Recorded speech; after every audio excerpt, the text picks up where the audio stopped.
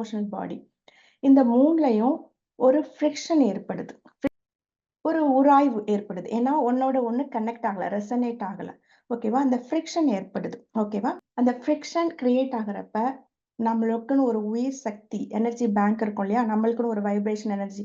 அந்த உயிர் சக்தியில இருந்து தான் அது சக்தியை எடுத்துக்கும். இந்த ஃப்ரிக்ஷன் வந்து நம்மளோட உயிர் சக்தியில இருக்க சக்தியை எடுத்துக்கும். அப்படி எடுத்துக்கிறப்ப என்ன ஆகும்னா, நம்மளோட உயிர் சக்தி குறையும். உயிர் சக்தி குறையுது. பிளஸ் மனப்போராட்டங்கள் இருக்கு. எமோஷனலா நம்ம வீக்கா இருக்கிறோம். அதே சமயம் நம்மளோட உயிர் சக்தியும் அந்த விஷயம் எடுத்துக்குது. பிடிக்காத விஷயம் எடுத்துக்குதுன்றப்ப, இப்ப இவ்ளோ விஷயங்கள் அந்த பிடிக்காதுன்ற ஒரு விஷயம் நம்மளால ஏத்துக்க முடியாத ஒரு விஷயம் நடக்கிறப்ப, இவ்வளவு விஷயம் நடக்குது பின்னாடி. இதனால என்ன ஆகுதுன்னா, உயிர் சக்தி அளவு குறையுது.